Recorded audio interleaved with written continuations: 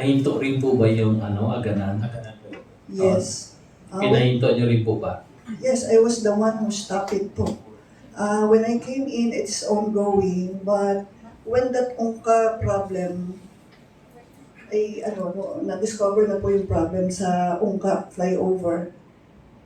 Since it is located in the same road line, I was thinking na baka pareho rin sila. And we cannot, yung wala pa lang settlement na yun because it's not finished yet eh. Wala po siyang deck.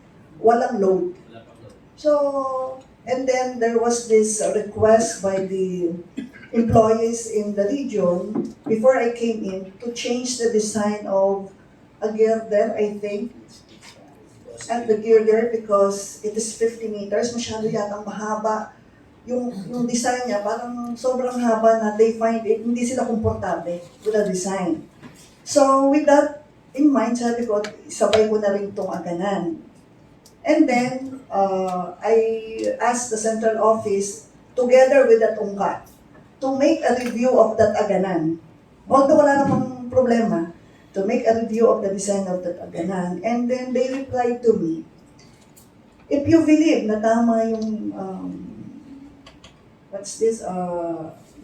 test, pumasa yung test mo. So why do you have to doubt the design? Pumasa naman yung test. The required test were performed, pumasa naman siya. Why do you have to doubt? But what I did, I also bore a hole. And I found out, malambot din siya. So I am now forcing that you have to do a review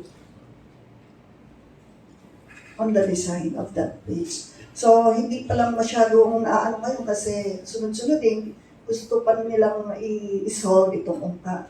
So, we'll go to that again.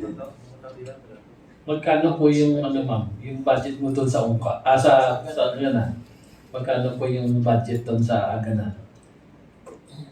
Cost nung 802 million. 802. The total cost of the Mas malaki dito sa Ungka. Mas malaki po yun talaga.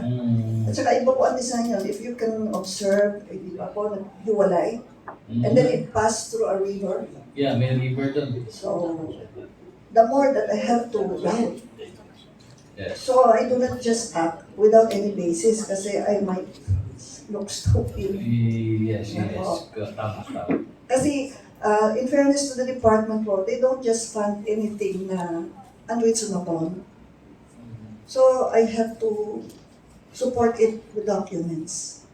That is why I told my staff here in the region, you have to prioritize that aganan because I don't want it to be suspended forever.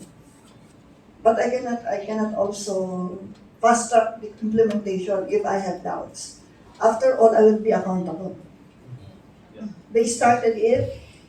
Then later on, when I finish it and something is wrong, I will be answerable. Yes. And it will be very unfair for me because I did not start that one. So thank you for being the ma'am. You are being the troubleshooter. Hindi po, trabaho lang naman po natin yun. Ang pag-usap ko lang po, this is only, trabaho lang po yun, work-related. Hindi na po sana personal.